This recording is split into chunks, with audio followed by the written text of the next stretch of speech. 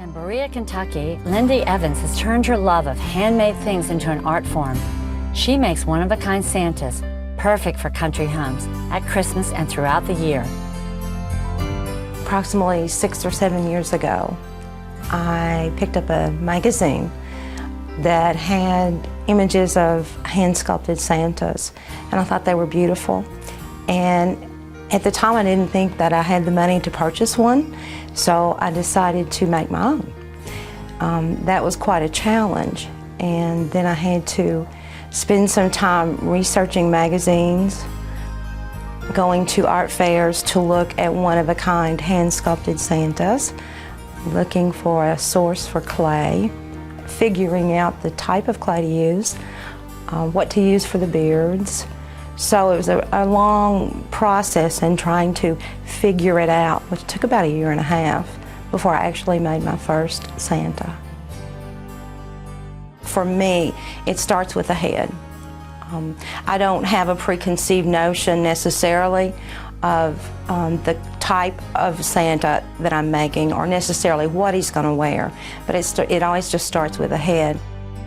The Santa's face looks real because of a lot of practice.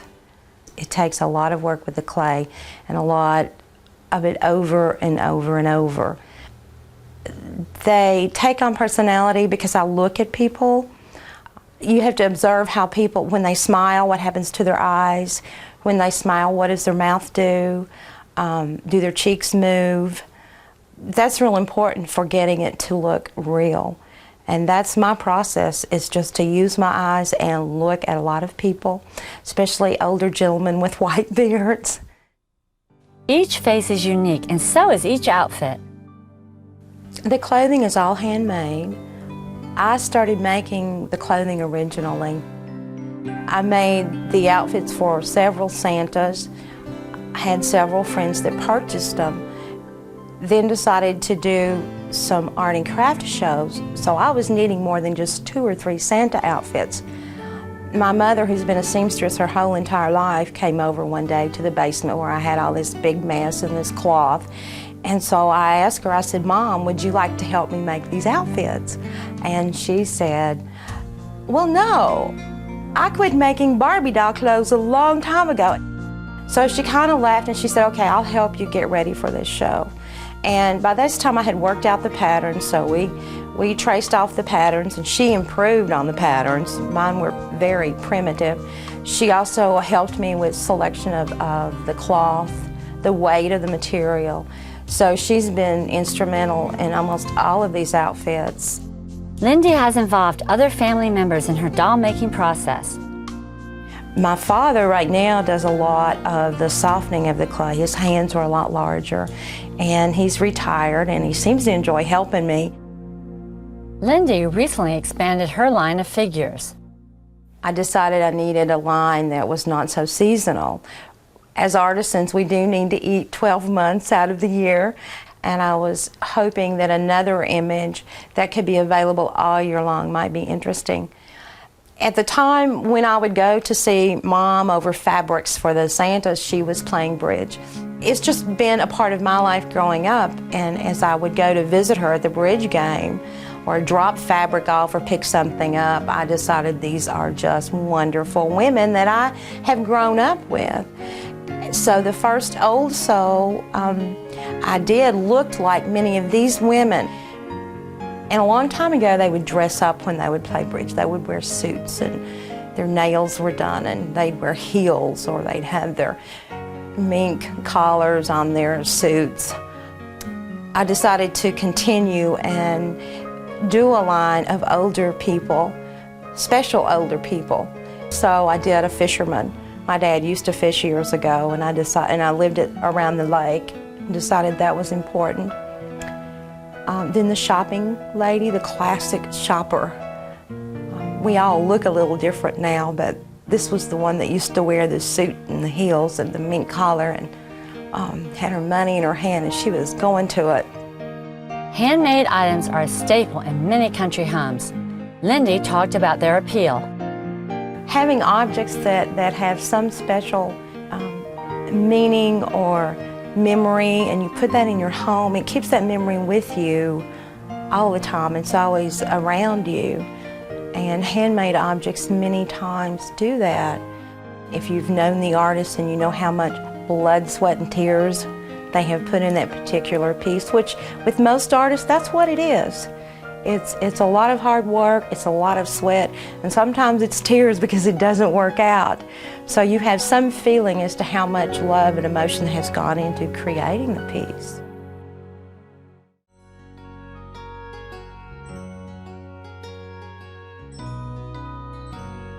We look forward every Christmas to seeing old familiar faces, Santa and his elves, red-cheeked carolers, even cranky old Ebenezer Scrooge. But have you ever wondered where they spend the rest of the year? We found them in this Berea, Kentucky workshop. These lovable and often recognizable characters are the creations of doll artist Lindy Evans. I had wanted to have an original Santa and decided to make one. So I spent about a year and a half researching materials and techniques, looking at doll magazines, supplies. Finally located a polymer clay that would fire in my oven, and finally located mohair. Lindy blends her artistic sculpting skills to handcraft realistic faces, hands, and feet with her needlework skills to craft everything else, from their bodies to their hats and toys.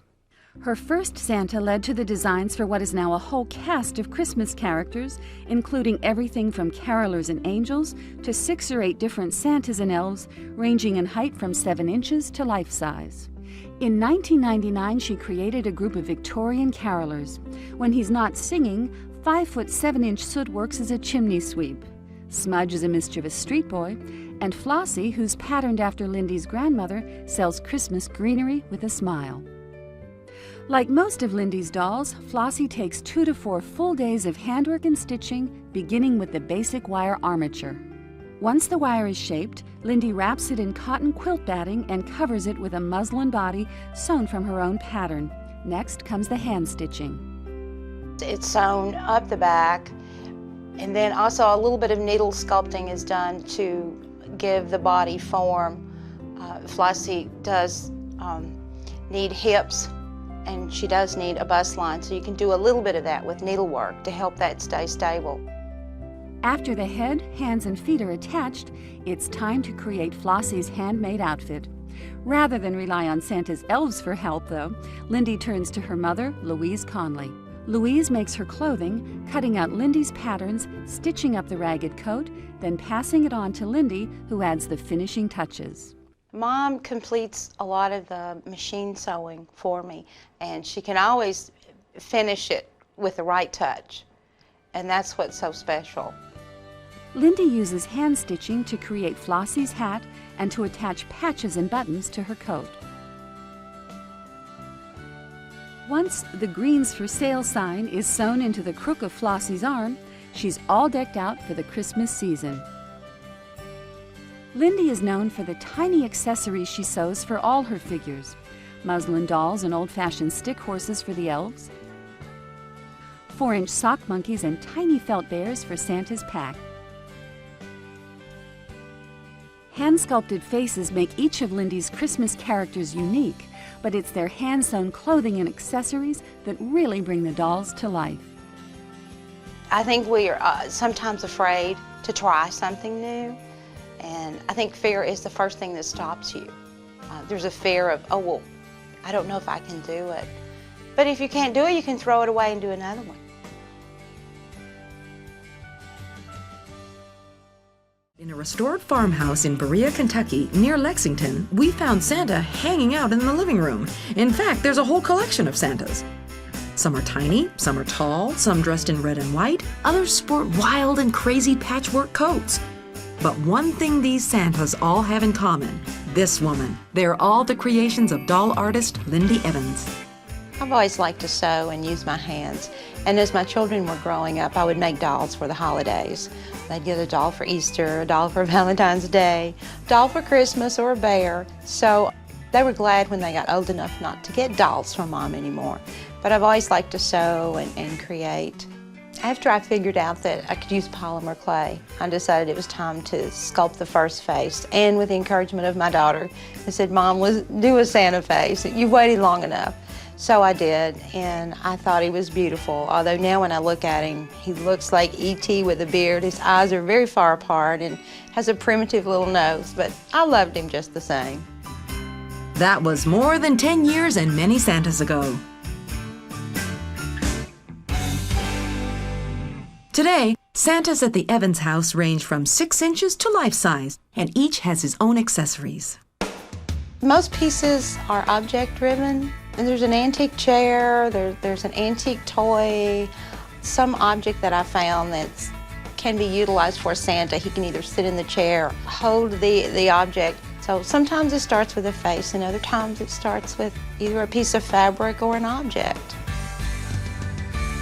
No matter the inspiration, making each Santa is a family operation. Everyone has a job, from Lindy's husband Terry to her parents Howard and Louise Conley. My dad will soften the clay. It's mixed for color, and then he works it in his hands because the clay is sensitive to the heat in your hands, and that's what softens it. And he'll work it enough to where the skin color is mixed. Lindy's husband Terry is the one who creates Santa's frame, bending the heavy wire armatures to create his body. Then Lindy gives Santa his plump shape. I'm using a batting to wrap the limbs of the body so that they'll have form and shape, and to fill out the arms and to fill out the legs. If I want to bring the Santa's hips out, then I can needle sculpt in here to pull in the waist, which helps make him have a little tush. It's Lindy's mother who sews each Santa outfit, although she wasn't so jolly about the idea at first. I said, I'm through sewing Barbie clothes. I had sewed for my girls all their lives, and I was tired of sewing, but she talked me into it.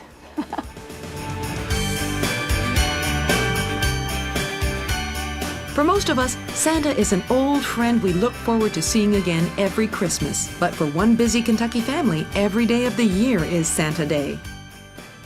I've always been amazed by the expressions on people's faces when they look at the life-size work. And from young children to old children. You never know what kind of joy he brings.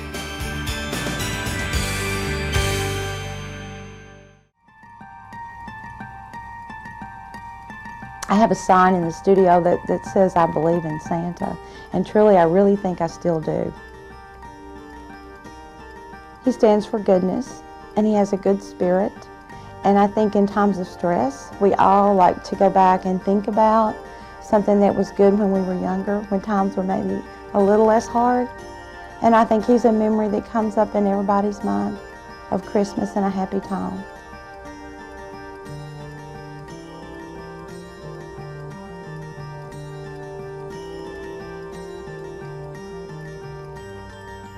I taught for 17 years before I started making Santas full-time.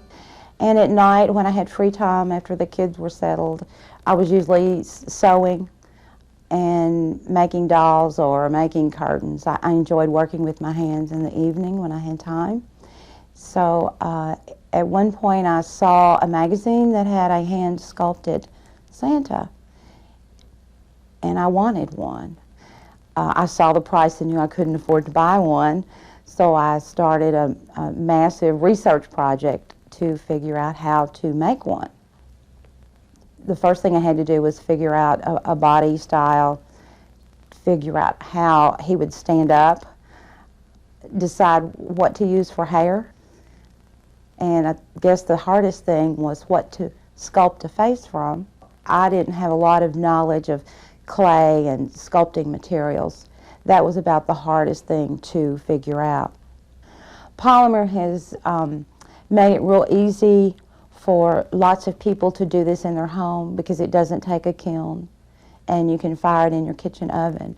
So it's allowed a lot of people artistic expression that they may not have had if they didn't have a clay studio or a kiln and that type of thing. But when you show expression in the face, 90% of it is in the eyes. And if you know what to do with the eyes, then the rest will come. And I spent many hours looking in the mirror and trying to smile and say, what do my eyes do? And they say the eyes are the windows of the soul, and I truly believe that. And I see it in these characters. When the eyes are right, then the face is right and the character is right. I made my first Santa that looked like E.T. with a beard. I loved him dearly. He was dressed in rabbit fur, and I hugged him up close and loved him dearly. I was so proud of him.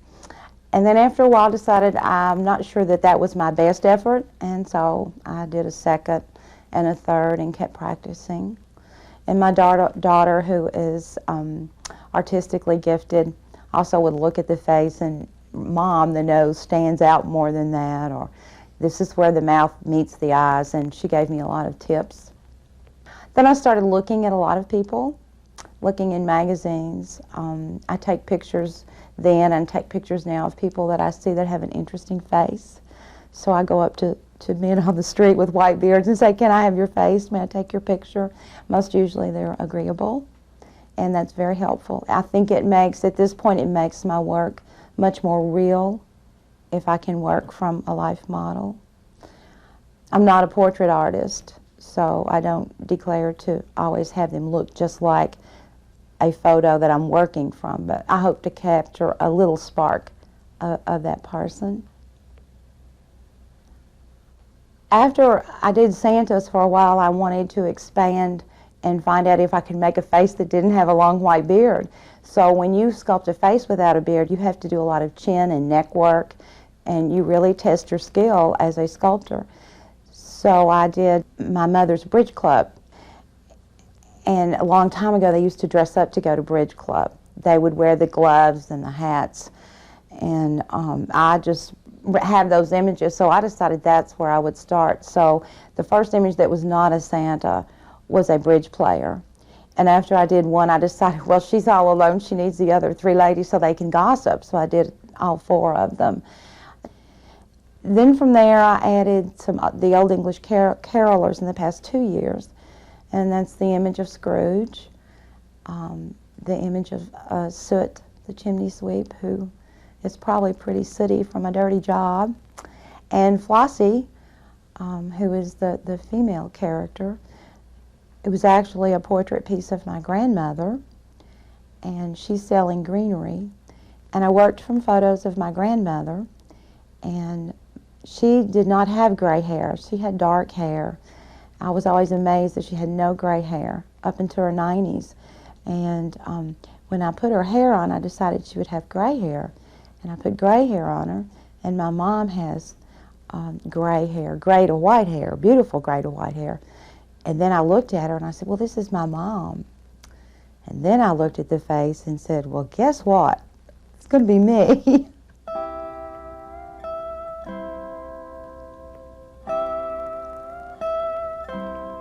One of my favorite ones that I created real early was a Kentucky backwoods Santa. And I dress him in an antique quilt coat with fur, and he carries an antique bell. Usually has a stick horse, has the red cardinal, has a tobacco pouch. Sometimes he carries a tobacco stick, and he's kind of reminiscent of, I think, Kentucky's history. He carries a lump of coal for the children that are not good. So he's kind of representative of Kentucky, and he's been probably one of my best selling Santas. He's real warm and fuzzy and a homey feeling in a way with those kinds of fibers and textures. I use a lot of antique tools if I can find them near scale for the image. A lot of the tools and toys are handmade because I have handmade the total product, and I feel it's important to keep that same image and hand make as many of the tools and toys as I can. And I think it goes with the feel or the personality also of the character. I was doing images that were 14 to 26 inches. And I did a wholesale, getting ready to do a wholesale show in Boston. And when you're on a row of booth after booth, you need something to attract people to come into your booth. So a friend of mine suggested a life-size Santa. And while I could do a 4-inch head, I wasn't sure I could do a 12-inch, 22-inch diameter head to be as believable as the smaller ones. But the first one I did was a little primitive, and I have been doing life-size work now for 10 years. It keeps me sculpting, keeps me working on that face, trying to make it more and more believable. When I would travel with him, I had a vehicle similar to an Explorer, so I could, the longest length I could get in the back of the Explorer was 5 foot. So he's built to be exactly 5 foot, and then the head comes off. So whenever I carry him into shows, he goes in without his head, and that always creates a little bit of laughter and questioning what happened to his head. And when I go to larger cities and have to park in parking garages like in New York or Philadelphia, and I may have more than one life-size piece, I can carry up to 2 or 3, I have to warn the parking garage attendants that there are bodies in the back of the truck and they're headless, so not to be afraid. I do most of my work in the studio. I sculpt and paint, assemble armatures and bodies, like from 5 inches to life-size there. I have a sculpting stand for life-size heads, numerous drawers and drawers full of toys and toys I've made and antique toys. I find I have to label all of the drawers so I can keep up with everything. When you're a doll maker, you use lots of materials. It's not just specific to one material, so you have to do woodwork and you have to do sculpting, and if you do armature work, you have to be able to work with wire. I have to be able to paint and sand wood. So you need a good space to be able to accomplish all those things and to house all the materials that it takes to make a doll.